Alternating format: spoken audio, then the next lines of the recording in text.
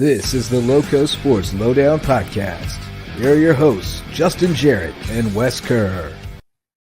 Hey, we got the OG crew together on a Wednesday night. Feels like a Monday for some reason, but it's a Wednesday night.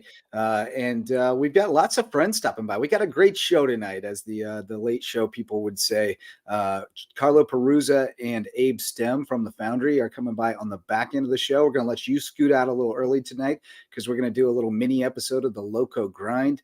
And Carlo and Abe are going to help us preview Beaufort Brawl IV coming up at the Foundry on Saturday. Carlo has convinced me to venture out with him and see the MMA at the Foundry. I'm actually kind of pumped about it. Like it's going to be a fun experience. I'm looking forward to going with Carlo, seeing him in his element, and we'll get into his element a little bit later in the show. We're also going to have the Whale Branch track and field team, a bunch of the girls, not sure exactly how many. There are many on the text thread with Willie White, so we'll see how many show up to talk about their third consecutive state championship, an absolute dynasty out in Seabrook. Great to talk with them always. We don't give them enough love, so look forward to talking with them and letting them get a little shine tonight. And then a couple of kind of late news items popped up today. Well, one of them we knew about. The junior golf match play at Congaree rolled on. Only one Lowco player made it through, but all the way to the finals. Jack Cressor, which dude's on a heater. He won the SCHSL 3A championship last month, and he was the number one seed going into the match play, rolled his way through the match play bracket, won twice today, beat Coleman Ferguson 2-up, beat Will Ruth 1-up. Jeep Patrick made it to the semis, his Hilton Head Prep teammate, but was knocked out by Harrison James. So it'll be Harrison James and Jack Cressor, 8:30 a.m. at Congaree. So great showing by the Hilton Head Prep guys. Bridget Wilkie bowed out in the quarters. She lost to Lily Reed Black from Chapin. So that was tough. But then we also had we bumped into each other because we had a surprise signing day tonight for Devin Yard. And how cool was that, man? Devin was on the brink of signing elsewhere. She had made her decision. She was setting up her signing day and everything. And then Vermont came around, and Vermont had been like top of her list, and they started calling on her. You know, the dust settled from the transfer portal, and they still needed a guard, and they called and said, hey, we really like this, what we've seen of her. Can we see more film? And they facilitated getting some more film to them. They said, we really like her. We want to talk to her. And it happened. It came together. So how great was it to be there tonight? Wow. What a outstanding turnout for this sign ceremony. As you said, it was a surprise to me. I just was looking through social media this afternoon. It's like, oh, look who signed today. Devin Yard, one of the mainstays of girls basketball over the years, got to cover her throughout her entire career. And now she's putting pen to paper and deciding where she's going to go. And I come down, I get into the campus, I take a look at that state championship Hilton Chris Academy baseball field, walk in the gym, and all of a sudden see a green V, the logo green V sitting next to Devin Yard. And lo and behold, she is going to Vermont to be a Catamount, and just so excited and proud of what she's going to do in her college career. What a terrific choice for Devin. Well earned, playing for not just a Division I team, but a very, very strong D1 squad who came off a really good year in 2023-24, and she is going to make, I think, a heck of an impact for this team. She's going to have to carry on a different role from what we've seen at the HHGA high school level. She'll be more of a role player, and I'm just really impressed by the way she facilitated herself and played good team basketball, especially. And we kind of went into this a bit in the interview when you talked about her relationship with Samaya Hutchinson, playing with her for a while. But I think she really found her role well. She definitely had to carry more of the load scoring when a couple of those upperclassmen left, when she was younger and she was able to do a couple of. She was an electric player when she had ball in her hands, but she had to do a little bit more. She really rose to the challenge, and even so, doing that, she was a great team player at times. And I think she's going to make a sizable impact to a Vermont team that's coming off a deep run in the WNIT, Women's NIT. To the fourth round, lost to St. Louis by 3 points, but heck of a run there by the Catamounts. Had a terrific season, and you figure that she's going to find her way to carve out a role for this team moving forward with her skill set. She's a great shooter. When she gets hot, she can be lethal from beyond the arc. She's quick. She's agile. She's just that spark Great plug in defender. times. Yes, the defense was certainly on her calling card, especially as her career went on. It's underappreciated the way that she went on against some of the best players on the opposing squad that she took on throughout those SCHSL runs, and just overall, they've Hillman Christian. I think, by the way, they went up against some tough opponents, whether it was SCHSL, whether it was outside of SCHSL, out of state. She was always making those impact plays defensively. So, I mean, she's got a good skill set, good calling card. And, there's a lot of young players on this Vermont team. So she's going to have to really earn, I believe they only graduated like 2 players from 2 or 3 guard and a couple of forwards. So certainly going to be a lot of competition to earn minutes. Obviously, you get players transferring in and out, so you never know. But I think it's a great opportunity for her to learn the ropes of the college game, and then find a way to contribute to what's been a solid program, especially this past year. So I think it is a terrific opportunity to play under Alice Kriegs, the head coach of this Vermont squad. But I mean, I don't think it could have worked out much better. Obviously, I wish she could have stayed close to home, but for her and for her parents, I mean, I'm sure it's a great academic institution as well up there. Yes. Go to school in New England, odds are it will give you a pretty good education, and I think Vermont is going to be beneficial, not just on the court, but in terms of her career endeavors after she finishes up. So I think it's a tremendous decision. Couldn't have worked out much better for Devin Yarden. So well earned. I mean, like I said, got to cover all 4 years, won the championship every year. That's special, and she certainly played a big part into all those 4 wins when you look at, how they won those. So it's going to be a big loss for the program. She has made it a lot better place, and when just continuing the championship tradition that she saw coming up, and then found ways to impact the team in multiple ways, as we talked about, and really fun person to talk to, and high energy player. Always, she is energetic. So she's fun to be around, and I think she's going to be a great addition to this Vermont squad coming up starting in the fall. So huge congratulations to Devin on a job well done, and on some more memories to be made at the next level. Yeah, I was going to say, who's going to be excited about this news is Larry Kimball from USCB, big Vermonter, big Vermont guy. But apparently Willie J. White, also, I guess he's a Catamount guy and can link her in with the alumni network down this way. So there's a lot of Vermonters down this way. It's pretty cool. But we got a couple minutes from our interview with Devin right here. Congratulations on signing today. As I understand, you were almost at a decision, and then Vermont came back around interested, and now you're going to be a Catamount. So just kind of take us through the process and this whirlwind at the end, and how excited you are to know where you're going to be playing next year. You kind of already said it, but I basically was really interested in this one place. They were interested in me, but then at the end, a few days before I had to go out of town, Vermont circled back around, and so they were just like, "Oh, we're really interested in you," and I was like, "That's great. I'm interested in you as well," because I had applied there just like on a whim. So it was a really nice coincidence, actually. Where do you kind of see yourself fitting in up there? What do you expect kind of your philosophy, your role to be this first year? I'm not really sure about my role, but my goal going into this season is to just like prove myself to this team, because I never envisioned myself playing at this high of a level, but with the opportunity, obviously I want to do the best I can. Just take us through a little bit about this high school experience that you've had, just the experience getting to this point, I guess, both high school and H2, and just the work you put in. Just give people a little bit of perspective about what it takes to get this opportunity. Definitely takes a lot of work, because obviously our school plays against some pretty competitive teams, especially in the recent years.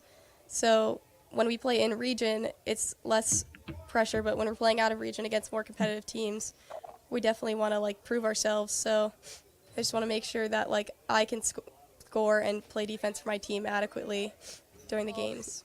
There is a little bit of pressure to continue winning, but I think that's good to have that like just a general pressure throughout when you're competing against other teams, because you want to prove that like these state championships weren't nothing. Like we weren't playing no ones. We were playing like important teams to get to this position where we have 6 in a row.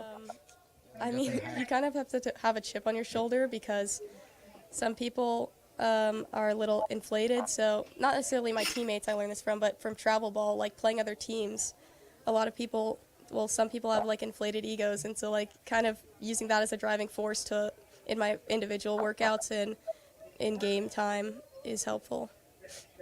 Talk a little bit about Vermont and what it was that attracted you to that school in the first place, and why it was kind of the school that you decided you want to go play there. I found that I'm trying to be a chemistry major, and I found that their program was pretty good, and that their STEM programs in general were pretty like competitive and advanced. So I thought that would be really interesting to look into, and so I applied there just like randomly kind of, and I was like, well, they happen to have my major, which that's nice. So, and then I got in contact with them, and they ended up responding like way late, but it was fine because it worked out well. I just feel like my classmates are like 95% of my friends, so having them there, especially before senior speeches where we're about to have like a lot of gratitude happening, was really nice. And what do you work on from now until the time you get up to Vermont? And, what are you trying to do to take your game to the next level so that you can be in a position to earn playing time and contribute? I'm working on getting like in the weight room more often and having a more like efficient gameplay. So, congratulations, Devin. Best of luck at Vermont, and we can't wait to see what you do next. Good stuff from Devin Yard.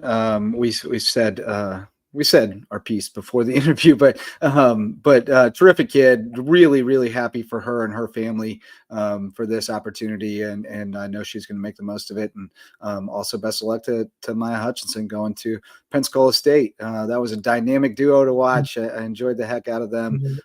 They were fantastic, and Devin Yard. It's going to be weird to not see her playing at Hilton Head Christian Academy next year. I've been through. I mean, what a whirlwind these last few seasons of talent coming out of that program. I mean, starting with McCarthy, Jasmine Campbell, and Dior Shelton.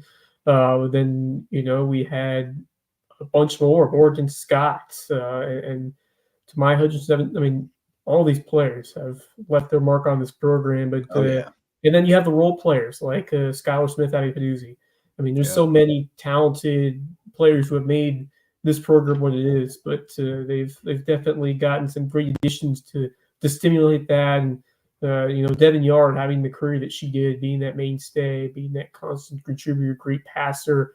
You need that strength at the guard position for the whole thing to click, and she definitely knew that, especially the defense, as we said. But a great kid, a terrific student as well, from what I'm hearing. Yeah. Wants to study chemistry.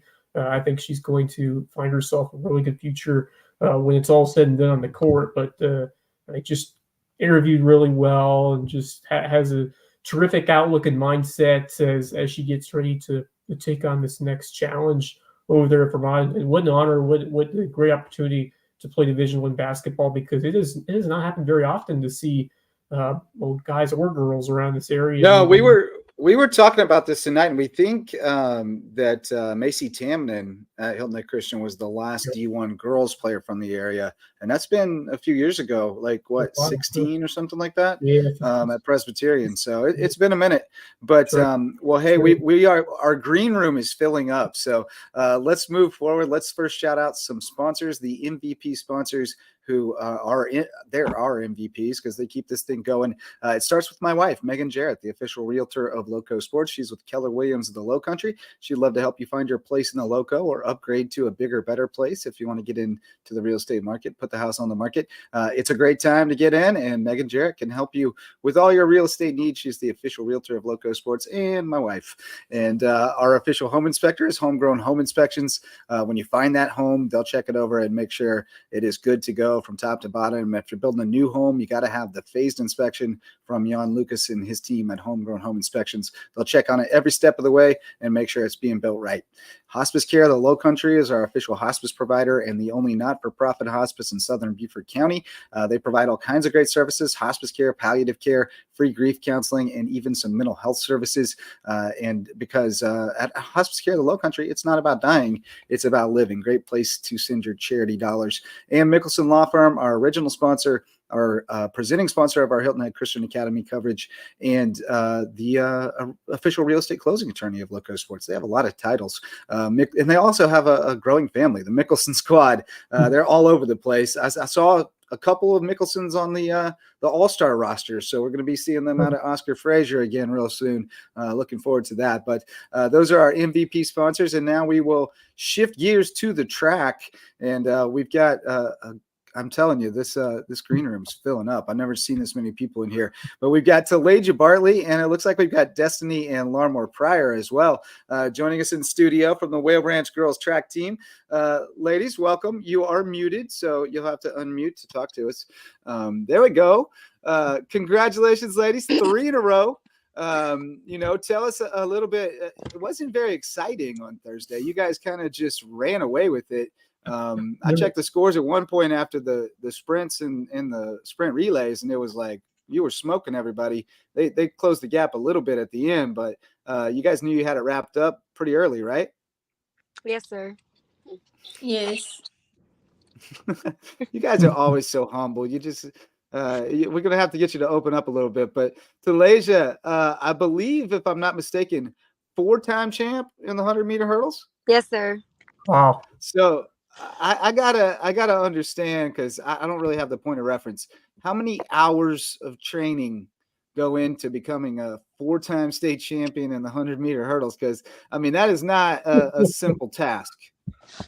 A lot of hours, like every day after school practice, usually from like 4:15 to 6, and like staying after to make sure I get extra hurdle work in. There's a lot of hours, but it was worth it in the end. So what is the routine? How do you practice that? Because obviously you're going through just a lot of repetition, and I mean these short sprints, and you have to have the athleticism to keep your balance as you go through that course. But how do you train and practice for someone who is unaware of that specific discipline to succeed when it gets to those big meets? Just talk about your repertoire and your routine, and how you have built yourself to succeed in these moments. It's like it's more so like slow pace training, like just skilled, like just not running full speed, like trying to like work on my craft more, like my form, just like little steps. And then when it finally like it all comes together in the end when I finally like go over them. But usually it's like small drills, like just like putting my leg over the hurdle, like simple things like counting my steps, doing 3 steps in between 5 to work on like my form, and then and it all comes together. And yeah. Mm-hmm. Yeah, and you like also kind of like stretch it out backwards, right? Yep. Like Yes. kind of like Yes, yeah, I understand. Mechanically, I do. Yeah, I won the 400 meters as well. But the Pryor family, man, y'all brought home like all kinds of hardware, because little sister also got one. But how much do y'all push each other? Because I noticed, I kind of tracked throughout the season that you guys were kind of back and forth throughout the season at times. You guys push each other pretty hard? Yes, we push each other kind of hard. Like it's like we go against each other. Basically, we our own competition. So that makes us and drives us, And there's nobody you want to beat more than your sister, right? Right. Yeah. But it got to be fun to see both of you succeed. You went 2-3 and 200 Destiny, just separated by 600th of a second there. So you were neck and neck. I'm sure there's always some sibling bragging rights when you see those final results, but both of you were outstanding. You have to be both proud of what you accomplished here this past weekend. Yes, Yes. we are. That's awesome. I just, talk more about the relationship between you two and how cool is it to, see both of you succeeding out there. So I feel like it's different because you don't really see two sisters like pushing each other and actually seeing growth. So like I really enjoyed like working with my sister, and I'm gonna miss it, and I know she gotta hold it down when I leave. So yeah, how do you So feel? oh yeah, go ahead, Lamar.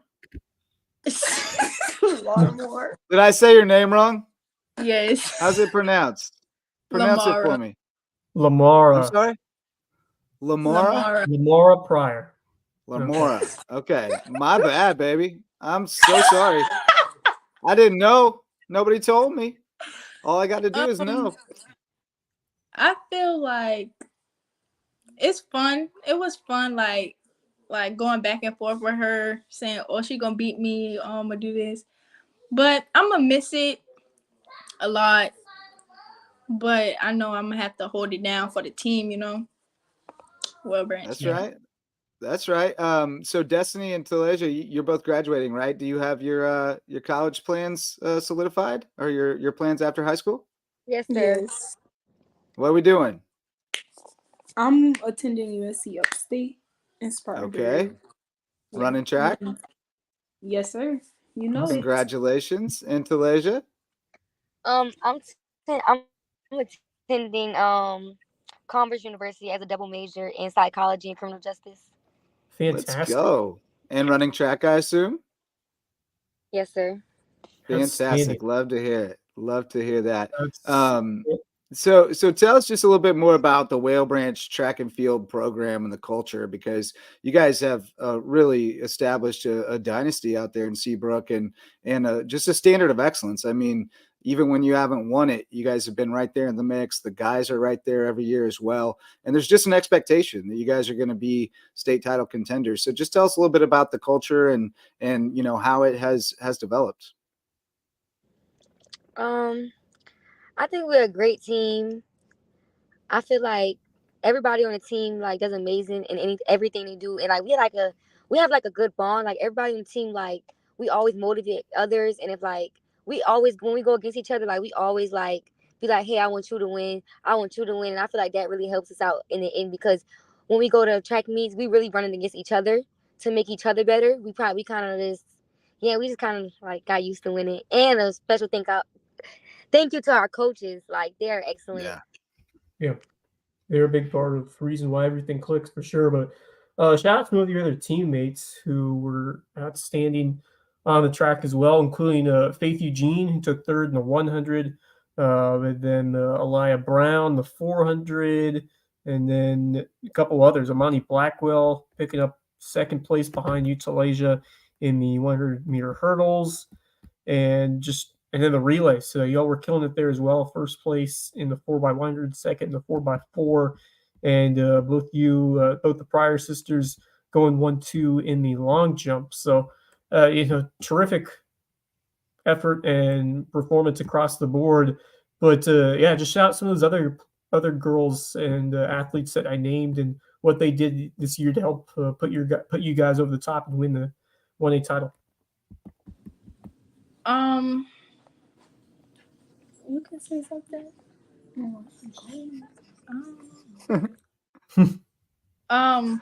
Everybody that you had listed, like, and other girls, like, they contribute a lot. Like Talasia said, like, we compete against each other. Like, we want each other to be better. So, like, it was a lot of motivation. Like we always motivated each other, and we know what we wanted, so we had to work hard to get it. Because really hold each other accountable, right?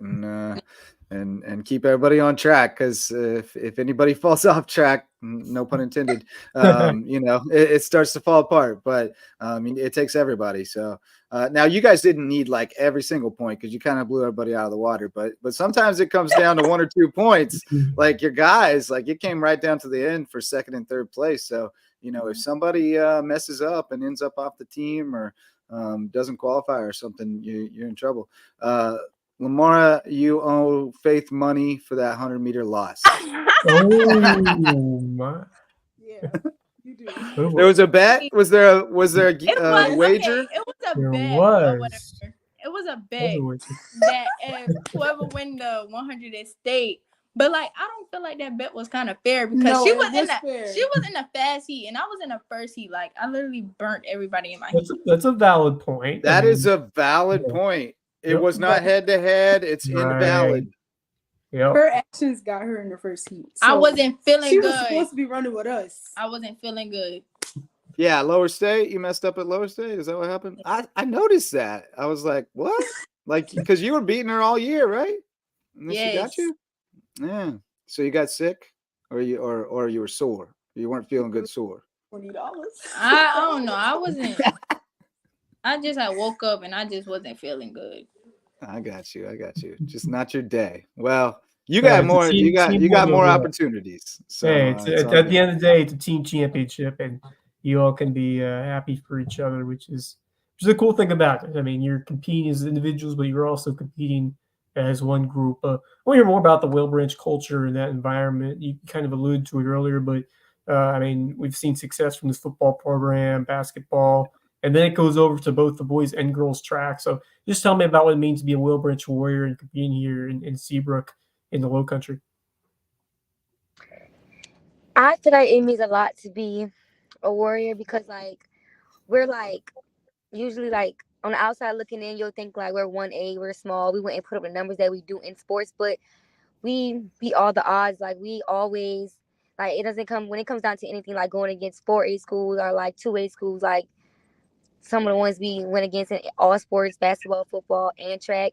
I feel like we always defeat the odds and show them like just because we're a smaller school and we're 1A, we still have like outstanding athletes in our class and in other classes. Yeah. So it means a lot to be a Warrior to me. Heck of a senior class y'all had this year. I mean, wow. Like your classmates, really impressive bunch of kids for such a small school to be sending as many kids as you are to play sports at the next level. And I mean, not just athletics, but y'all got one of the most fire bands in the area. I mean, you got a lot. I love the energy at Whale Branch, and we're proud of y'all bringing home another state championship for the Lowco. It was exciting. Coach White was texting me updates and photos and videos all day long, keeping me posted, and I was watching those points pile up, and knew you ladies were going to bring it home. So, what's I guess what wisdom would you impart to Lamora? You'll be back, but Destiny and Talasia, what wisdom do you impart to the kids coming behind you to try to help them, find their path to keep this dynasty going? If they work hard enough and continue to work and continue to push each other, they got it. Because you can do it. Literally. Just keep that in your head. You can do it. Just work. Because it's not going to be given to you. You mentioned the coaching staff. Oh, I think Talasia. Hold on, I think Talasia had something there. Yeah, Talasia, go ahead. Yeah. Oh, I would just say like always have a positive mindset, even when like going in. If you may not be the fastest, just always like be positive and always try to work harder, practice harder to get better, and it will take you really far. Yeah. And love your sport, like have like a really nice relationship with your sport, your teammates, and it will take you a long way. That's good. That family mentality, it doesn't matter the sport. If you're all doing it for each other and doing it just for the love and the passion, it's going to take you far, and certainly show an example for what you were able to do, bring home that state title. Guys team had a great run too, finished second. Well, Southside Christian, they ran with it. Absolute not fair. Dominant. Fair. Yep. I agree to that point, and there's going to be changes in terms of a realignment going forward. Right. But, for Whale Branch and those schools, but talking about this guys team, what you saw for them, got a couple of studs out there like Jonathan Kelly, silver in the 200, Jesse Richardson with a couple of strong finishes, and then Keith Chisholm finished his career. So talking about some of the guys that we should keep an eye on going forward, and some of them made big contributions to this track team.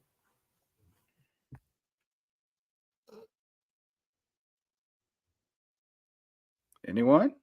Talasia pieced out on us. There she is. Oh, Can you repeat the question, please? Yeah, just go ahead. yeah, were you able to watch some of the guys' team practice and kind of the guys that stood out that you get to see compete this year?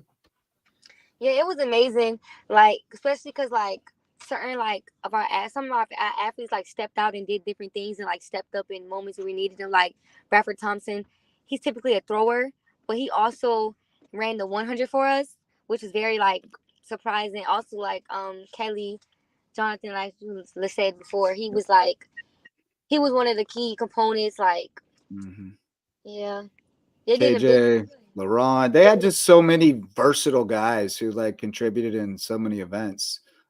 Like I thought it was impressive that they didn't have a state champ individually, but still placed second as a team. That was a testament to, you know, guys carrying a lot of weight. So no, good stuff. Always great to talk to Warriors, and especially when you guys are celebrating state championships. So thanks so much, ladies, for staying up late with us and hopping on. We appreciate you, and congratulations again. And to the girls going on to college, we look forward to seeing what you guys do at the next level.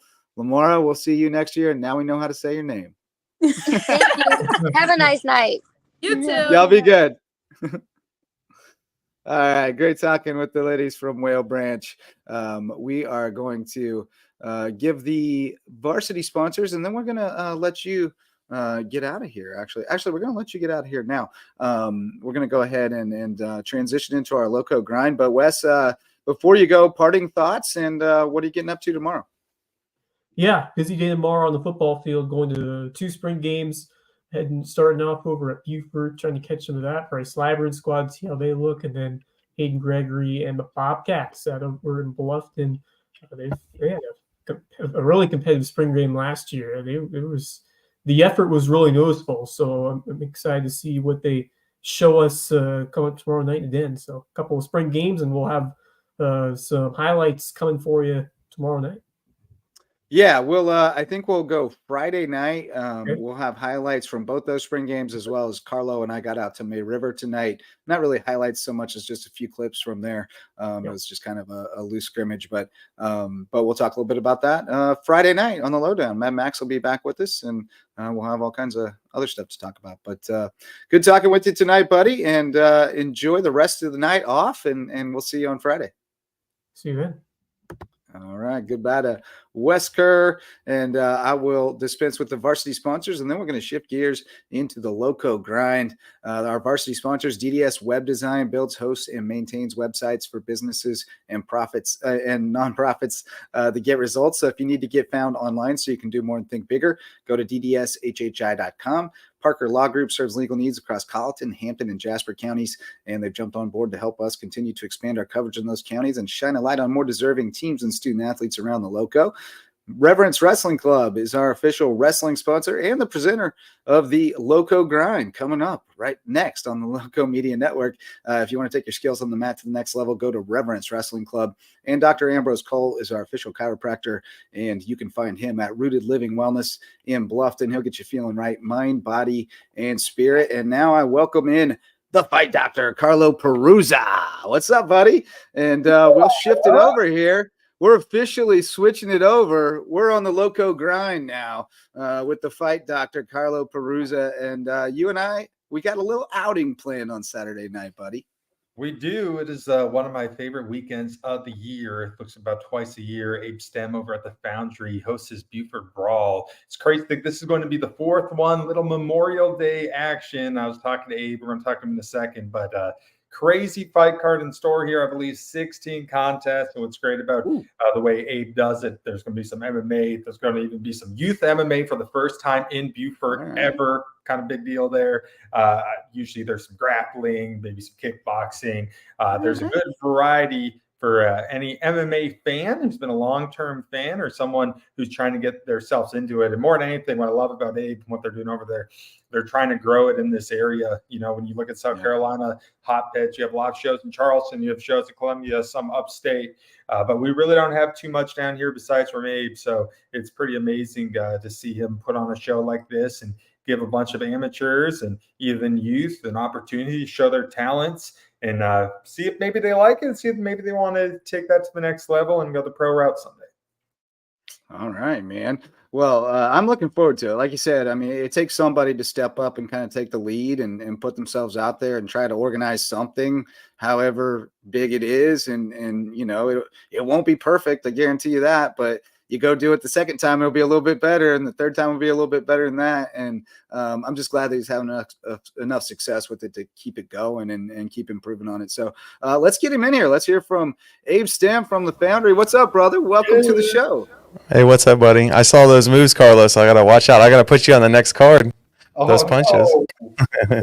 We are not doing that. My Canadian health insurance will not cover that. So, Gotcha. Man, you got the buttery voice. You got the good mic over there, the buttery voice. He's a coming through nice. Yeah, got himself all set up over there. But hey, man, it's great to have you on. We've been kind of trying to connect and do something like this for a while. And time was right. We're kind of a slow season for us. You picked a great time to hold the Beaufort Brawl IV, and now Carlo's got me, man. He's got me fired up to come check it out. But tell us a little bit more about kind of what people can expect and what you've learned from the first three that will make this one even bigger and better. Well, we do as much as we can to promote local martial arts and mixed martial arts. I started training back in early 2000s. So I saw the rise and fall of Pride FC. I was in the early days of UFC and things like that, and Ultimate Fighter. That really helped us with our program here.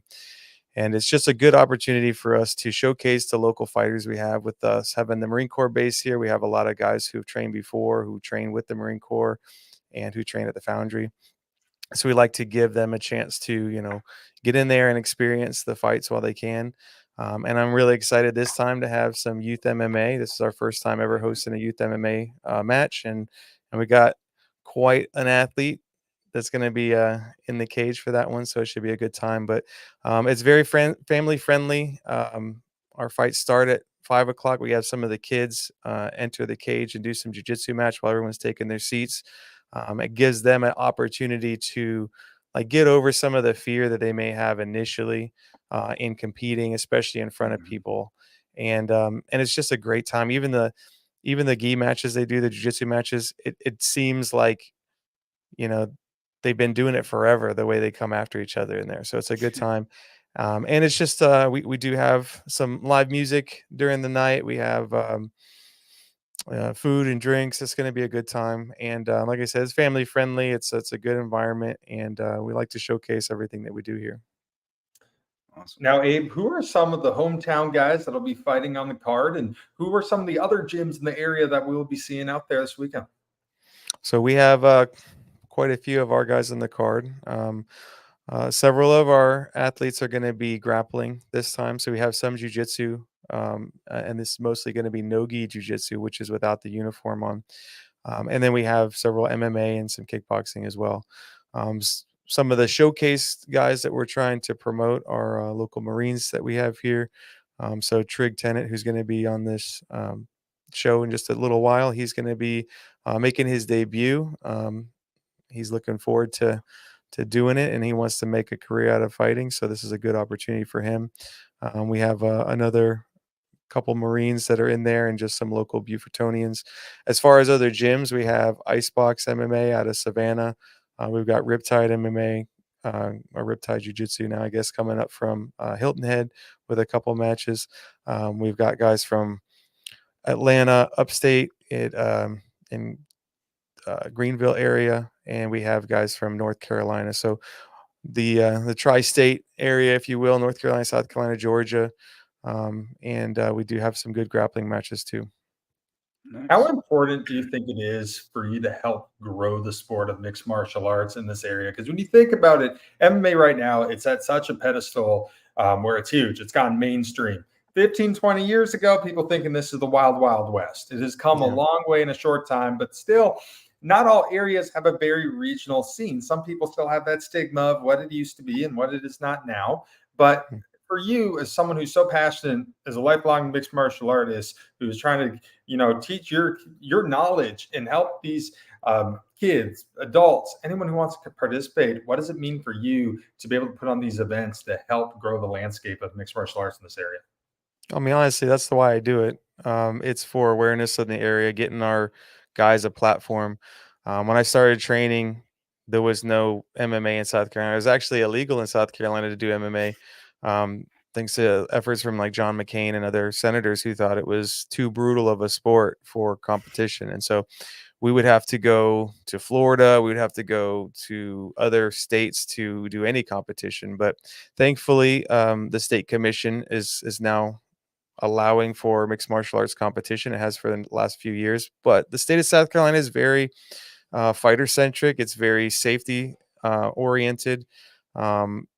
As far as the gaming commission goes, it's one of the best that we know of in the area. We have we actually had some of the South Carolina representatives go out to overseas to do shows in like Saudi Arabia and stuff to do their commission for them. So it's a great opportunity for the state. And I like to host the event because, you know, I don't want these guys to always have to travel out of the area to get competition. You know, it doesn't make sense. We have a good community here, people who like sports, and this, like you said, is a growing sport. So if we have the opportunity to bring it to Beaufort, that's what we want to do. And I'd like to do two shows a year here in our facility. We're also looking at doing a boxing event this year, just pure boxing, and doing some more grappling only events as well. So my interest is in allowing our teams here in the Foundry and in Beaufort County to compete and get good competition too, not just some ragtag backyard stuff, you know. Yeah. You know, you've done 4 events, or going to be your 4th one. I've done 3, and you've had some absolute firepower, even a little bit of celebrity at some of your events. I mean, I think the Foundry's place to go. I mean, you have Stephen Wonderboy Thompson just coming out casually chilling. You have a full-blown movie star in the night agent, Mr. Gabriel Basso, but JJ's got to pull up a little footage of his last contest. In your journey so far with this, what has it been like having guys like this show up to your place, as well as some amazing performances? You showed Franciel Duran's knockout. What's it been like? Well, I'm about to be starstruck when Justin shows up on Saturday, so that's good. But yeah, it's a good time, and it's pretty interesting because like Beaufort, Forrest Gump was shot here, right? So it's like, why not? Why not have movie stars fight in Beaufort? Why not have UFC stars come and visit? Why not have WWE superstars at the Foundry? So it's like, it's a great opportunity for us to bring the community in and give them a good show. And I'm just so blessed to have, you know, the people that we have had show up and what we're going to continue to do. And as far as every time I do it, it's kind of an unknown who's going to be here, but we're always pumped to see the fans that show up. We have a good following, and I think it's going to be a great night on Saturday. Now, Abe, when you watch the UFC, I think the casual fan doesn't realize that for fighters in the UFC, their journey has started years and years ago. And of course, it starts off as an amateur. You know, you want to have, I think at least, you have a better opinion on it, but I think you want to have a decent amount of amateur fights because you want to be very well-rounded when you turn pro. How important is that philosophy? How are you teaching that philosophy to some guys who are making their amateur debuts, and as well as they're an amateur before you get ready to turn pro? I'll put it this way. What pro baseball player never played baseball before going to the pros? None of them. Right. What pro football player? They all play in high school, middle school, college. Those are their amateur sports. For mixed martial arts, we don't have high school teams. We don't have collegiate teams. Maybe at some point we will. But at this point, the only way to get that experience is through amateur competition before you go professional. Now, with any kind of combat sport, there's a risk. Obviously, the more damage you take as an amateur, that might shorten your pro career, but it's the same thing with football. It's the same thing with hockey and any of these other sports. But you really do need to have that local circuit. You do need to have the opportunity to compete in these amateur shows. And for every one UFC event there's dozens and dozens of local shows throughout the country. So it's a great opportunity. Like you said, Carlo, any UFC star that you see on the screen started in a show like ours, every single one of them. And you're going to see guys at our show that make it to the UFC. There's no question about it. And so it's a great opportunity to see them start, like, you know, their careers are just starting out, but you're going to see them blossom and grow. And it's just, again, it's a great watch. It's good to see the fights, but it's good to experience it. But then you can say, you know, I saw this person the first day they competed. I saw their first competition ever. I was there.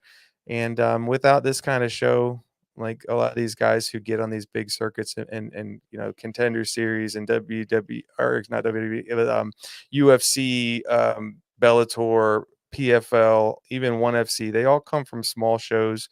They get the opportunity to fight, and they kind of get over their difficulties. They see what's working for them. And without that, you're not going to see a very prolific pro sport. I think back to UFC 1, UFC 2, when I started watching back in the 90s when I was a kid. It's like, I remember seeing those fights, and those guys didn't know what they were doing. It was just they were making it up on the fly. Oh, it was just street fighting. It was just plain old street fighting. You could take any amateur fighter nowadays, put him back in the UFC, and you'd see a guy dominate. But, that's the way that sport goes. The more time you have to reflect and learn, the better you're going to get. And we're really blessed to, like I said, I've been doing this stuff for 20 plus years. And I have a lot of knowledge that goes into the team here that, they can grow and develop. And, being that we're in a military town, one of the problems is the longevity of a lot of our talent. We get guys that are here for a few years and they end up getting transitioned to another location or get out of the Marine Corps. But again, it's a blessing to have the opportunity to, play a part in everyone's, career getting to that point.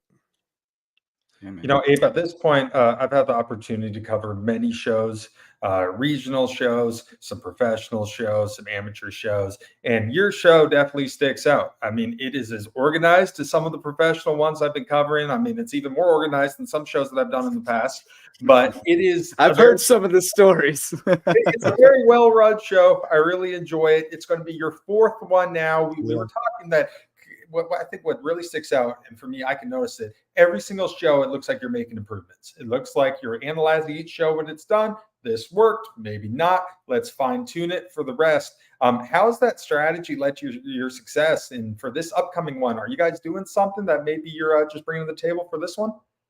Well, every time you compete, you learn, whether you win or lose.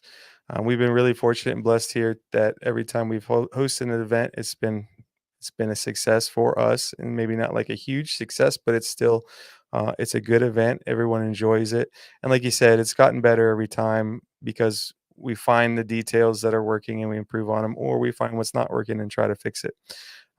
My goal would be to get to the point where it's very smooth and we can do multiple shows a year and even go to some other areas at some point, other areas in Beaufort County specifically. But where we're at right now, it's still a lot of work. I have a great team here that's always, busting their butt and working hard. And I get a great, fight team as well that's showing up to practice, getting ready to go, making weight, getting their medicals done, all the stuff that you need to do to take the burden off me as a coach so that I can focus on putting on a good event.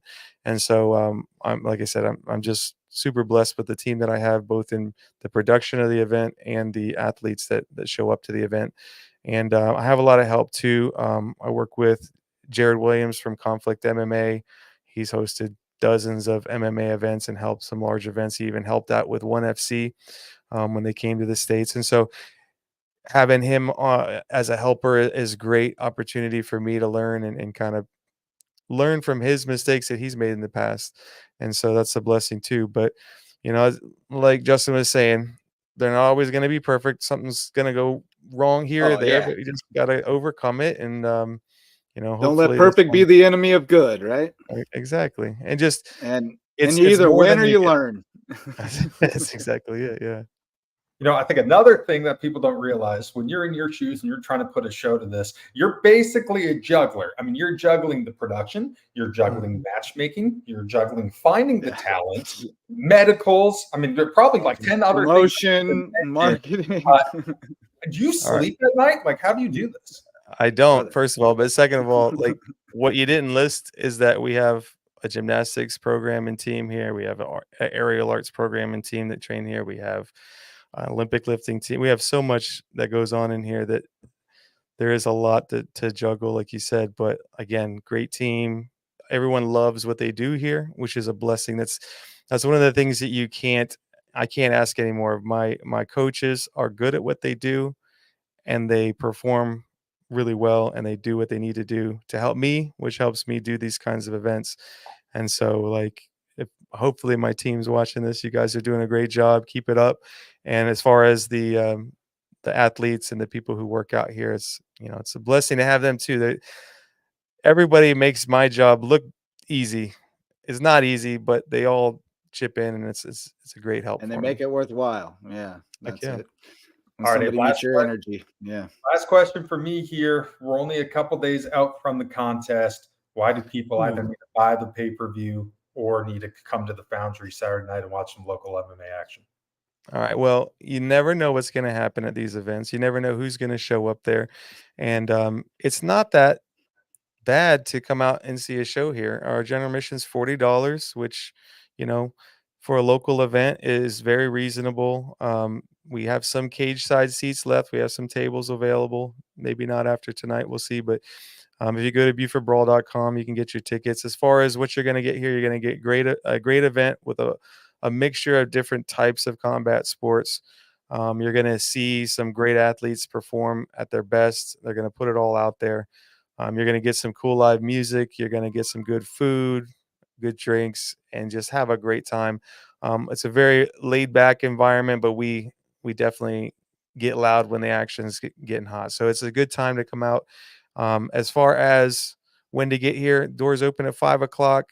We'll have some kids start after that, and then at 6:00 is when the main card's going to go. With us having 16 fights, it'll probably go about till 10, maybe a little after 10. We're going to try to get people out of here, you know, within a reasonable time. But it's going to be great to have both of you guys there seeing it. And I'm Carlo. You've been to all of them so far, but Justin, I think that you're gonna be at the next one too after this one. It's a good time. All right, we'll see. Yeah, I'll give you that opportunity to earn my my repeat attendance for sure. But you brought a couple fighters with you tonight, right? Yeah. I got Trig Tennant. He's a local Marine. He's making his amateur debut. Welcome, Trig. Oh, Trig's freezing up on us. Right as we bring him in, he started freezing up, but we can see him now. There he is. What's up, brother? How's it going? Going good, Trig. So yeah, go ahead. Yeah, go ahead. What's up, fellas? Hey, Trig, so you're making the amateur debut, first time stepping in the cage in a sanctioned amateur bout. You got to do it in front of the hometown crowd, the rowdy hometown crowd, if you will, at the Beaufort Foundry. Overall, what went into the decision in wanting to do this as an amateur and potentially maybe for a living as a professional? It's always been something I wanted to do. I grew up wrestling and always had a dream of fighting and never really had the chance to get in the cage until now. So I'm excited to get up there. Show what I can do. You know, over at the Foundry, you are blessed to be training with such high-level guys. I mean, obviously, Will Spahn, Lewis Glover. You have Will Valentine over there, Alvin. So many great fighters. What has it been like to use those guys as well as your coach? Kind of an important tool to get ready for something like this. It's been awesome. Always having great practice partners, someone to beat me up a little bit, someone to teach me something new every day. It's really helpful for me to kind of get the mentorship from them and kind of hear what they have to say about their experiences in the cage. So. Now, overall, preparing for this fight, what's training been like? How are you enjoying a Coach Abe training camp? I'm loving it. It feels right. You know, I grew up wrestling, so my body's used to this, and it feels good to get back into shape and ready to compete in front of people again. So. Now I'm a wrestling guy myself. I grew up in Kansas, and that was my sport of choice as a kid. And I coach a little middle school now. I'm starting to get back into it. But where'd you grow up wrestling? What's your background in wrestling? I grew up wrestling in Kansas as well. Actually, I started. All right, where at? Ark City. Ark City, yeah. I'm from Columbus, way down the southeast corner, but we always had a good wrestling program. Yes, sir. And then where after Ark City? I didn't end up going anywhere. I joined the Marine Corps right out of high school. I was signed to Augustana University before I joined the Marine Corps. They're a small Division II school up in South Dakota. Yep. I decided to enlist instead of going to school there. So. But still putting the wrestling skills to use. Good stuff. Now, Trig, do you think any of the value, skills, morals that you acquired in the military, do you think any of that translates to the fight game is going to help you in your amateur MMA endeavors? I do. The scheduling and being able to stay focused and keep myself on a strict schedule. That's something I learned in the military, and a lot of the discipline has really helped me during this fight camp. And while I'm preparing for this, it's been a great time. Now, you're only a couple days out from the contest, probably only about 48, 60 hours, something like that, out from the contest. What are you feeling right now? Is there jitters yet? Is it excitement? Is it just a very focused feeling? I feel excited. I grew up wrestling in big matches. I won state twice in high school wrestling, and I like having the people around and being able to show what I can do in front of the people. So it's a really exciting feeling. I got a lot of people ready to support me from back home, and then a lot of people from work in the military coming to watch me as well. So it would be nice to get out there and show what I've been doing.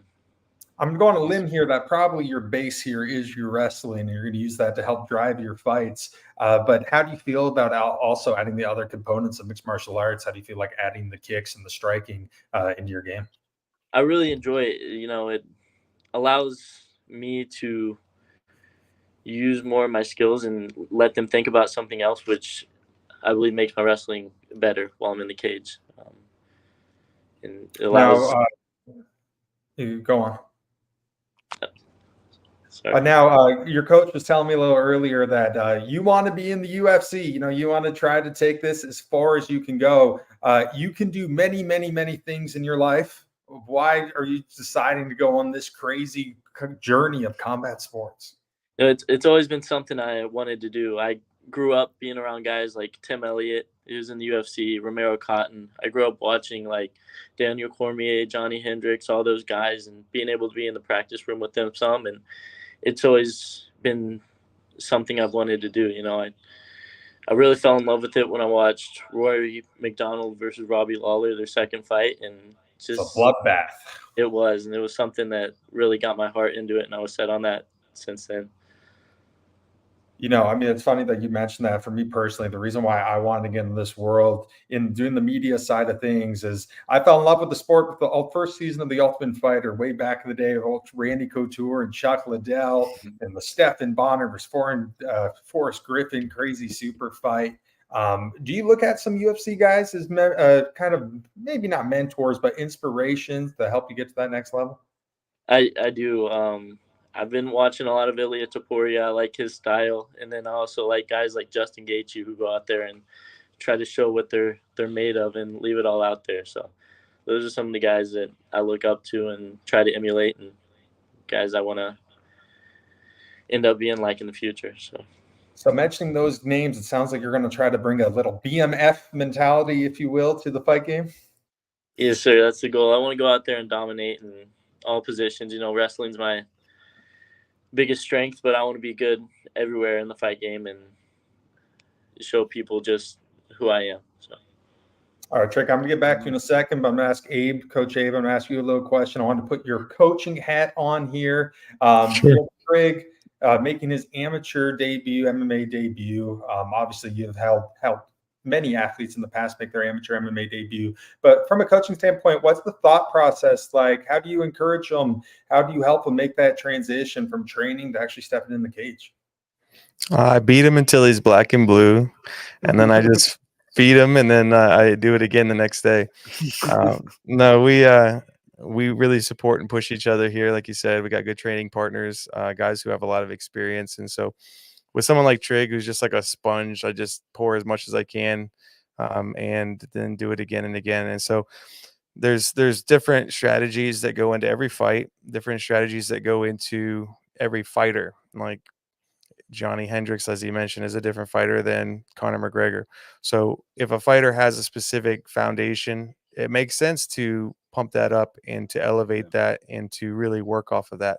And so I'm not trying to retrain everything that my fighters have as an amateur or as a beginner, but to try to really support what they have, what they come in with, and then fill in the gaps, whatever they might be struggling with or whatever their low spots are, we fill it in so that, at no point, and we were just talking about this in class tonight, at no point do I want them to feel like they have a weakness across the board. It should feel like, this is what I'm great at and this is what I'm good at. And if they have something they're bad at, then we train that extra hard. And so it's one of the things where, even though Trig is coming in with the wrestling background he's not a one-trick pony. He has a full arsenal of techniques behind him. And we know who he's competing against, and we know what to prepare for. And the opponent that he has, I'm sure his coaches are prepared for us too. So it comes down to, who can implement and execute the best of their ability. And that's my job as a coach, is to get them there. And I do that through, like I said, beating them and feeding them. For now, for you, Abe, how do you make that decision on letting guys take that next step to compete in amateur mixed martial arts?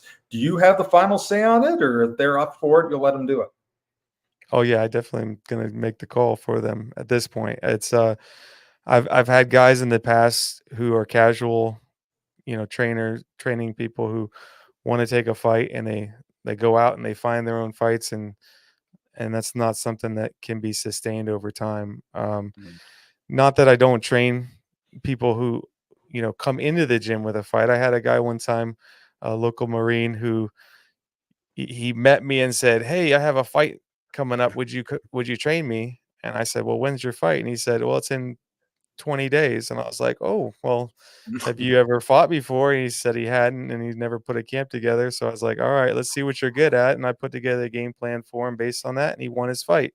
I don't recommend that for most people, but he had some good raw materials he came into the gym with, and now he's competed overseas, he's competed all over the place. But it comes down to, as a coach, what I want to see is, I want to see consistency in the training. I want to see somebody who's got a passion for it, and not just doing it because they think it's cool or it looks good. There's a lot of hard work in this, just like Justin knows from wrestling. The kids who sign up for wrestling season and don't make it the whole season, those are the people who aren't going to be fighting for me.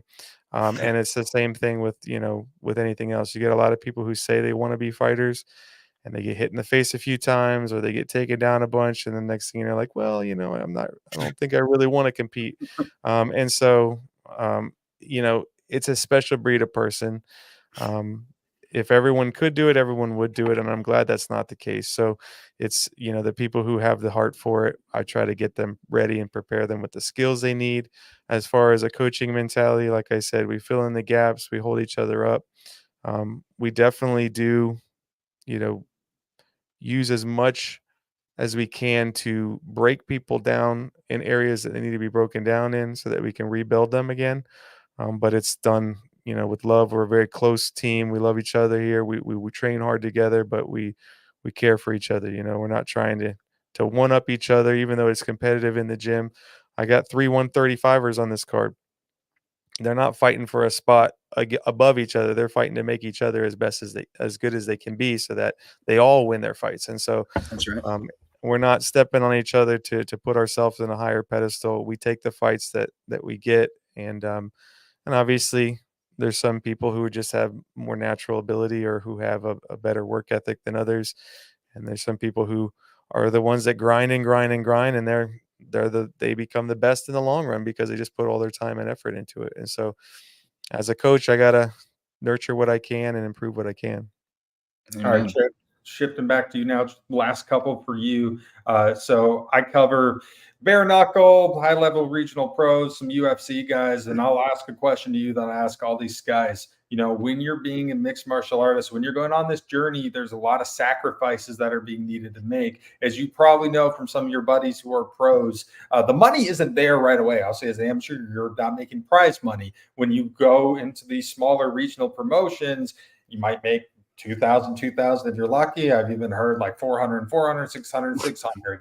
You have a lot of training that needs to be done. I don't know your family situation, if you're married or have kids or anything like that, but a lot of times guys in your shoes, they have a full-time job. They have to maintain for their family. They have to do this on the side. There's a lot of sacrifices. What is your motivation to get through all that? My motivation is just being the best I can for myself, and making it to where I want to be. I've always been a goal oriented person, and even throughout high school, I had to make those same sacrifices. I wasn't always good at wrestling. I started at the bottom, and through that hard work and consistency, I kind of grew and became a good wrestler and found out what I was good at. And now I'm trying to take that to the MMA side, doing it while I'm working full time in the court and coming here every night after I get out of work. But it's worth it, and it's something I feel like will be good for me in the end. All right, last question for me, Trig. In a perfect world, what goes down when you make your amateur MMA debut Saturday night at the Foundry? Perfect world, I go out there, take him down, take his back, and choke him out in the first round. It's really what I'm planning on doing, going out there, getting a quick submission, and getting out. I think that would make me a very happy coach. Yeah, I think so. It would make me happy too, because I'd be like, yeah, I saw that guy, and I interviewed that guy before his amateur debut, and he choked the dude out just like he said he was gonna, and he's going to the UFC, baby. Let's go. No, man, it was great talking with you. You're obviously a really dedicated and hardworking dude. So really rooting for you on Saturday night, and look forward to being there. But we do have another guest waiting, and she's up way past her bedtime. So we're gonna let you go, Trig. Appreciate you, man. Good luck. Awesome. Thank you, guys. All right, that's Trig Tennant. And we do have another guest, and she is up way past her bedtime. We got Summer Estrella joining us now. And I believe, if I'm not mistaken, she's going to be taking part in this first-time youth MMA bout. So we're excited for that. What's going on, Summer? It's not past my bedtime. It's not?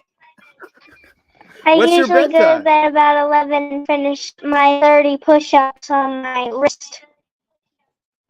All right, fair enough. As long as you're getting in your push-ups, we'll give you the later bedtime. I'm getting super excited for my fight and a few jitters. A few jitters? All right. Carlo, you got any questions for our young MMA superstar? Yeah, Summer. So what made you want to start competing in mixed martial arts? Why did you want to do this? At first, this is like a year ago. So mixed martial arts, I started in jiu-jitsu. I was like, I don't like this. It's a pajama party. They look like they're in pajamas. So, and then I started doing it, and it was like grappling day, and we all just grappled. I didn't even really know what to do, but I had good balance, and I started taking down all of them and getting submissions. I've never been tapped out in my class and never been tapped out in competitions. I've been won by points, though. 9 of mine are submissions, and 3 are by points.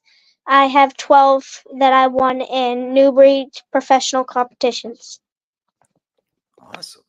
But I've never gotten a belt. And so I want to and see how it works out.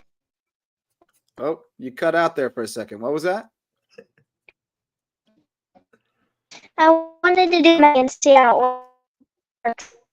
Okay. How old are you? She's breaking up. I'm going to unmute Abe so we can hear him. Abe, how old is Summer? Summer's 11 years old. She's amazing. Yeah. Tell us more about training Summer, and I mean, obviously she's an incredible kid, but tell us more about training her and what we're going to see in her fight on Saturday night. All right, so some people know who Summer is already, but Summer is she's got a famous mom.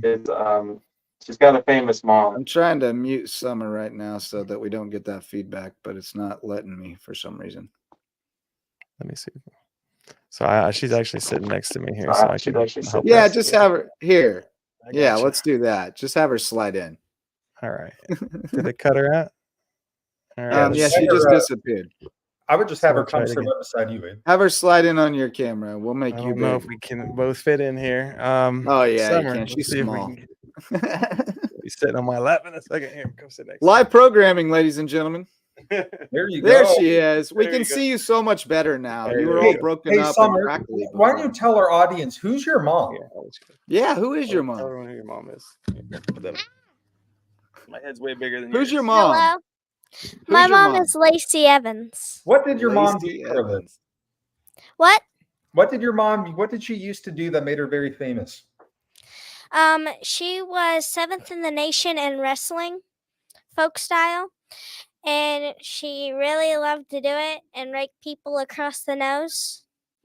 She does that to me, and she said she'd give me $100 if I do an ankle pick. So that's what I'm going for. Now, what did your mom nice. do that everyone saw on television? What company did she used to work for?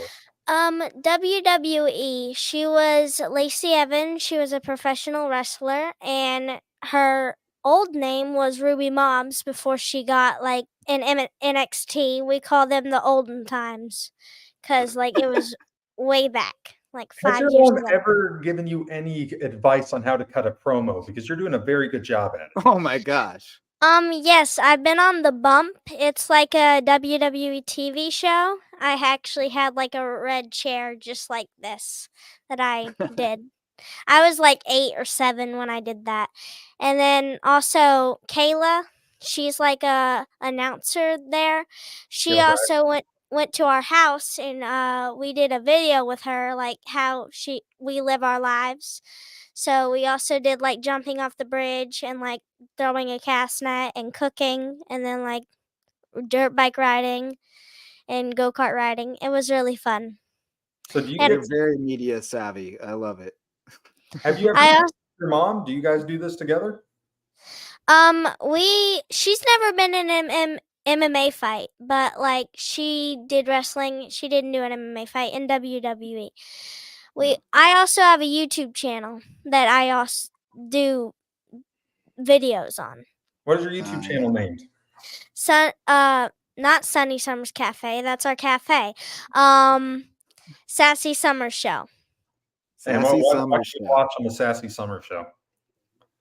What was that question? What can we watch? What kind of content are you providing for your viewers? Oh, so I love to bake, and then Mattel like sponsored me, and they gave me a big box of toys, and then like every now and then we do an unboxing video. We also did like baking brownies and cookies and mixing them together. That tasted amazing. And then we did like a Halloween cake. I love to bake a lot. It's like Oh, a lot. I want to taste some of your baking, but I also want to see some of your videos. It sounds like you're a much cooler version of that Ryan Toy Surprise kid. He's really annoying, but you're not. You're super cool. I don't like him. He just opens. I don't like him either. But I think you and my 10-year-old daughter would get along very well. You seem to be very similar in your personalities and your interests. So, but she's not getting in the ring with anybody. She's not fighting anybody. This is not.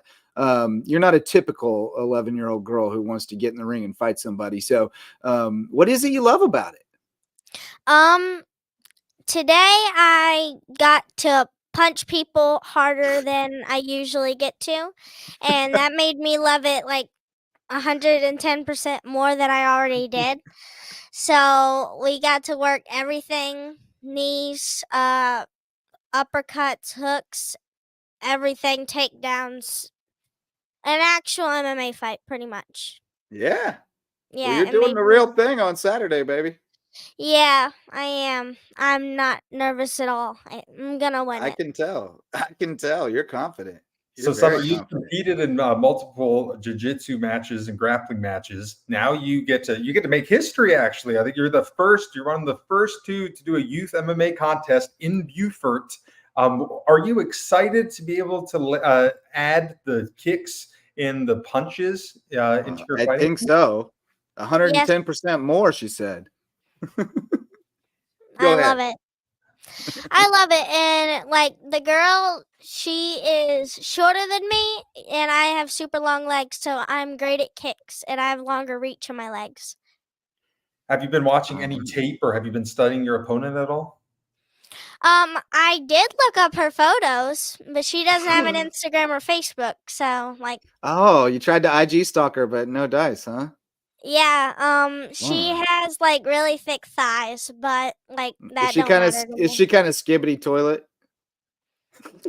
Yeah, exactly. So are you? Do you I had think to your prove I opponent know is- some youth lingo there. Do Go you ahead, think Carl. your opponent is going to be scared of you when you face off with her at the weigh-ins? I would be. Absolutely. I would be I terrified know to go a few against you. tricks to make a person mad or scared. Like when we shake hands and stuff, I look them dead into her soul. Actually, one time I looked at a girl like just dead, like I'm looking straight past her, like she's not there. I took her down and she just tapped, and I was confused because it was just how I looked at her. And I was just a little aggressive, and then it's all about it was her first fight, but I'm not sure she's doing it now. Think you might have broken her. You might have sent her to a different sport. Yes. So you're looking for the ankle pick, and then where are we going from there? I want to ankle pick her. My mom would give me $100 if I do an That's ankle pick. $100 right there. Yep. And then 300, my dad said, and he can't take it back anymore. 300 if I win. So I have to win $400. I can't lose Man. that. I mean, Carlo's heard of pros fighting for less than that. So you Yeah, got no, a you're pretty you're big off stake to a on the you're off line. to a great start. Summer. Oh yeah, I train with Ronda Rousey. Oh shoot! Well, Did you do any she's- judo? Yeah, she went to the Olympics in judo.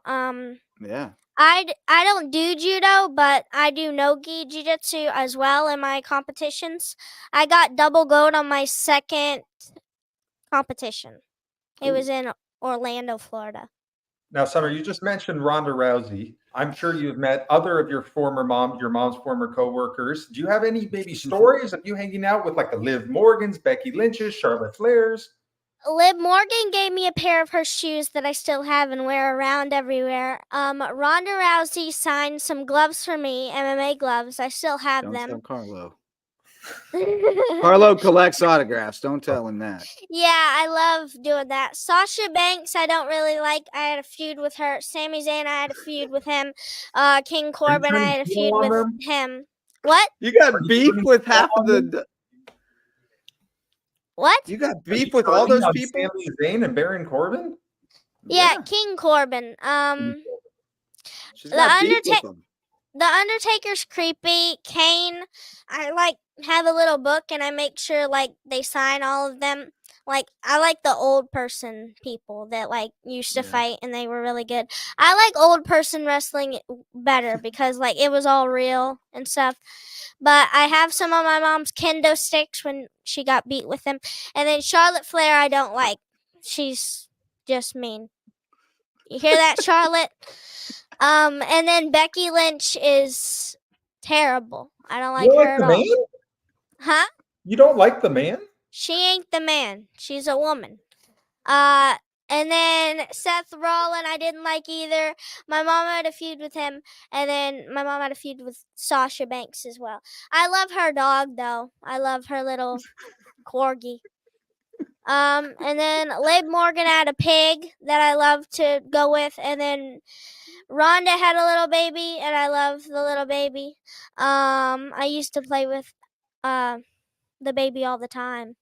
How about Alexa Bliss? What do you think of her? Oh, Do you want your own show on the Lowco Media Network? I could just talk all day. I love to talk. Wonderful. I could listen to you talk all day. You got beef with everybody too. Yeah, Alexa Bliss. She's short. She's my height. But I like how she dyes her hair. She tries to be an image of a Harley Quinn kind of, but with pink and blue instead of red and blue. You like Harley Quinn? You give off some Harley Quinn vibes a little bit. A little bit, yeah. I like her. I could say that. Alexa Bliss is just trying to be Harley Quinn. So you're only 11, and you've already got a fully formed personality. What are you gonna be when you grow up? I have Oh, you just got muted for some reason. You accidentally muted yourself. Abe, is it on your end if you can hear? Yeah. Not sure what. The mute down at the bottom, you should be able to see the mute. I think you accidentally clicked it at the bottom of the screen. Yeah, on the There's a little computer. microphone with a slash on it. If you click it, it might unmute it. Yeah, you accidentally muted yourself. Total faux pas, Summer. I mean, that was like a cliffhanger moment. Yeah, it could have disconnected, but you'll still have to unmute it down below. Justin's while she's I getting know. ready here, though, I think she's ready to go. I mean, I'm excited. I mean, this is. I think they need to make her the main event. I mean, I think I do too. The whole county should come and watch this. I think she should take on all comers at the end, like King of the Mountain style. She's unbelievable. Yeah, queen of the ring. There you go. But unfortunately, your mic is still muted. But accidentally. While they're figuring that out, they're trying to figure it out. But how awesome is Summer Estrella? Oh, absolutely amazing. I mean, you could if you've seen Lacey Evans, her mom, in action, there's a lot of similarities there. Both she's picked up a lot aspect of how to cut a promo, and I don't even know if she knows she's doing it, but she is doing an excellent job in it. She's a world-class trash talker. World class, just unbelievable. But we are like 20 minutes past time anyway.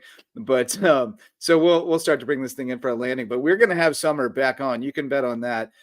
We may have to even line her up for the Sunday night Lowco grind, where we're going to recap all the fights from Beaufort Brawl 4. We'll also catch up with our friends on the wrestling side of things from the Lowco, because I've seen all kinds of. I got to round it all up, but I've seen all kinds of great results coming from around the region. A bunch of kids from both Reverence and Sons of Thunder, Daughters of Zion, bringing home large hauls from big events. So we're definitely going to get that going. We have Summer back. She's back Hello. and better than ever. Hello, can you hear me? Yeah, we got you, baby. Okay. So my jobs, right? What I want to be when I grow up. I have multiple options. I could be a baker. I love to bake cookies, everything, donuts. I have a coffee shop named after me. It's called Sunny Summers Cafe. My mom loves to make coffee and make people happy. So we have a cafe and it's all decked out. It's like a lot of good vibes in there. We got like picture walls that you can do. Well, anyway, I want to be a baker. So I could be a wrestler. A wrestler's good for money. Yeah. Because I gotta make money. Professional wrestling? Yeah, like so. WWE. And are you gonna be a heel? You make a good heel. Yeah, I don't want to be a baby face. I don't like baby faces like everybody else is. I don't like Bailey either. You don't like Bailey? No. You feel like you could be a damage control though. I just don't like Bailey. I could be in UFC. I'm thinking about it. That's like even more money than WWE. I like WWE because you get to wear more outfits and stuff like that. I love fashion. Yeah. And you like to put on a show. You like to. Entertainer. Yeah, you're a bit of a show woman. So I think WWE would be a pretty good track for you. Broadway maybe, but you don't get to beat anybody up there. Yes, I've always been in theater plays. Like I've done theater, I can like see that. James and the Giant Peach, Annie, and Beauty and the Beast. I've got a lot of stuff to talk about. I've been all over the world, like Germany, Paris. Those are oh my gosh, my grandpa lives there. What is it? Dominican Republic. Yes. Nice. There we go. We go there every year. I'm about to go in July. Outstanding. All right, you are Summer, living the charm life, Summer. You have it. Summer, last question for me that I want to ask you. So we're only a couple days before you're getting in the cage and you're fighting. What is going to happen? Well, I honestly want to punch her in the face, but I'm not allowed to do that. No headshots. So what I think I'm gonna do is like a few jabs, then like a bunch of kicks on the same leg, then switch to the other leg, and then I'm gonna try to lock up with her. If I can do knees, I don't know if I'm allowed to do knees yet, but if I can, then I'm gonna do a few knees, punches, uppercuts in the stomach, and then ankle pick her, and then roller. Either do an Americana or an arm bar, or like you can't really do that. You could do a paper cut, well, like a paper press. It's like backwards. I could do a Kimura, or I really want to get a rear naked choke. Oh man, that was like we referenced Forrest Gump earlier. That was like Forrest Gump-esque of you rattling off all the moves you're going to do on this poor little girl. I can't wait to watch it on Saturday. It's going to be awesome. I hope she's watching. Hey, Summer. Summer, you are delightful. If your dad doesn't pay you the $300 if you win, are you going to ankle pick him? I can ankle pick him. Yeah, I will. I think do you're that. getting your money. I think you're getting your money. It's on the record on the Lowco grind. So there's no getting out of it now. Oh yeah. It'll be on Instagram by tomorrow. I'd love to come back here and talk with y'all and tell y'all the rest of my life. We're definitely doing that, baby. You can guarantee that. You are the best guest ever. We love you. You're awesome. Thank you. All right, Summer. Summer Australia, you're awesome. Could you tell Abe to hop on here quickly? We'll end it up with him. Yes, I also do competitive gymnastics here. That checks out. It's your turn to go on.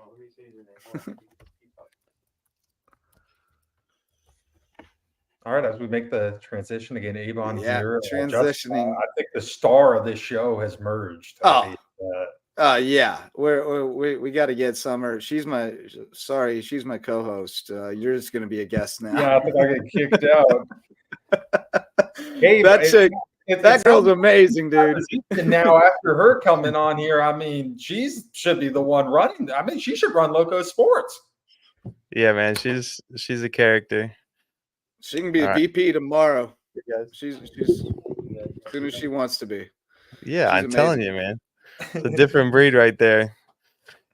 You hear that trash talk? Did she say she's going to take me down? She ain't going to take me down. She didn't mention you. She's going to take her dad down. She's going to ankle pick her dad if he doesn't give her that $300 after she beats that little girl. What a thug, right? What a thug. I never heard so many people trash talking. Like that was. She name dropped everybody in the WWE. Everybody. She wants to fight every one of you. Shots fired. Hey, she likes your dog, though. I don't like you, Charlotte. I hope you're listening. Who says that? You got to share this on the WWE channel so that everyone's like 100%. talking trash about it. But have people show up Carlo, just to see her lose. Bring us in for a landing, Carlo. Obviously, you're having the first youth MMA contest in Beaufort. I have a feeling I now know why you're picking with Summer Estrella. I mean, that's crazy star power as it is. But how important is to truly grow this sport is to start them off at a young age like this and allow them to get in the cage as early as 11 years old.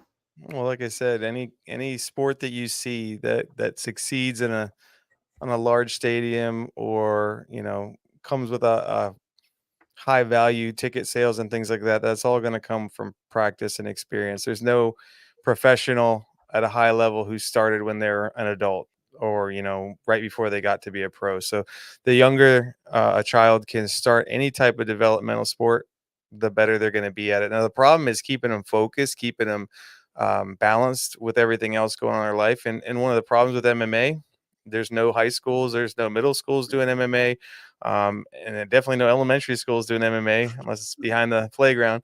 But for us, it's a year-round thing for us. We have kids that I've trained kids that have stayed with me, and they've grown up. They have kids, and their kids are in the class. So it's one of those things where it's self-defense based. It's great for confidence and getting in shape. But as far as if somebody really wants to succeed, Trig was talking about how he saw that fight with Rory. Rory started when he was a kid in the kids program. He's one of the first of the pro fighters that started as a kid doing MMA. He watched it just like I did when he was young and got in the gym at an early age. And that guy's, just his flow with his combination and everything was a different level.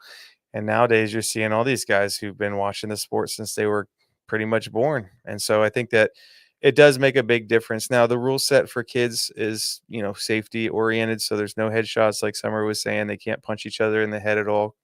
CTE is not something that any of our students want, but definitely not anybody under 18 years Yeah. old.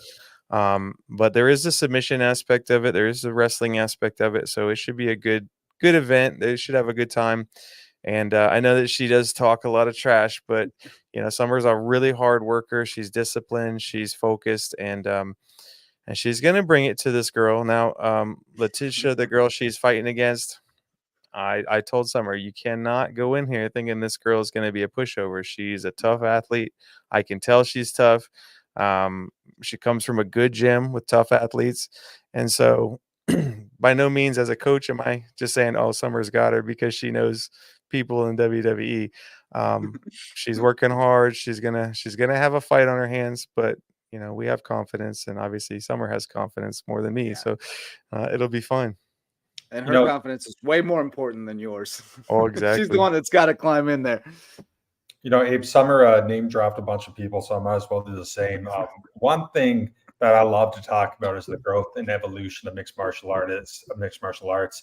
And as a pioneer of the sport, as a guy who owns a gym, as a coach, you'll relate to this. I once asked a friend of mine, why has the sport evolved so much? Simple answer was because kids are watching at a young age. It's commonly accepted now. They're talking about it at the dinner table. They're competing at 11, 12 years old.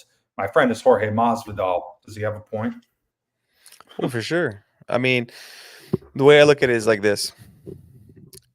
When you and what's really pushed it a lot farther, honestly, and somewhat detrimentally, is Instagram, TikTok, YouTube. I mean, I love these platforms. They're great for what they provide. I watch technique videos, and I think I see stuff that's, is awesome that I've implemented myself. I've seen things that I remember doing 15 years ago too. And now everyone's like, oh, this is the newest craze. I'm like, man, I've seen that years ago. But at the same time, you didn't have that a while ago. So with the growth of the sport, with more technology, with people sharing and getting more information out there, you're going to see stuff that you've never seen before. But I think there is a point where it just really comes down to the discipline and hard work. The gimmicks are not going to last forever. And you see the same thing in wrestling. Wrestling's one of the oldest sports in the world. And yeah, you see some cool stuff. You see some, some techniques that aren't really as widely taught, but certain individuals can hit them and they hit them well.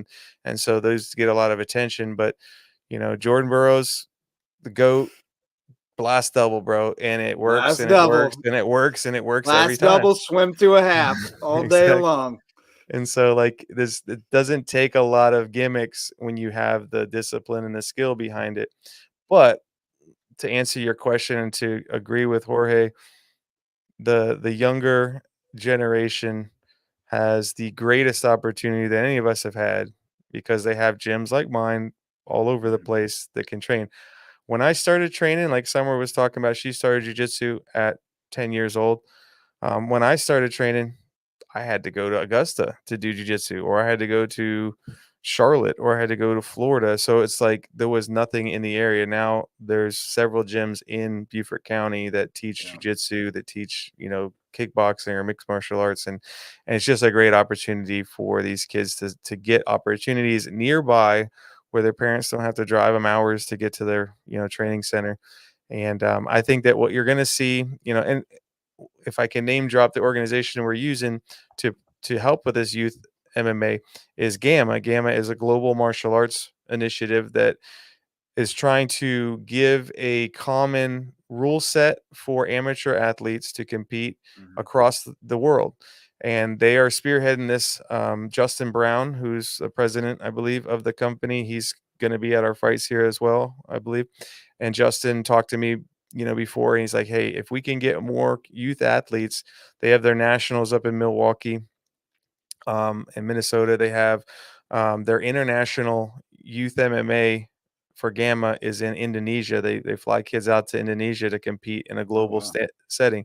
And so that's what he's trying to do. And that organization is trying to bring it to the Olympics with a rule set. Now, for me, the Olympics isn't the biggest goal. It's about getting these kids opportunities to, do what they love to do. But if you can get a sport like MMA in front of that global audience, then you're going to see more programs develop and you're going to see more kids do it. And, wrestling is a great foundation for it. We promote wrestling to all of our members. We even have a wrestling program here at the Foundry, doing folk style and freestyle.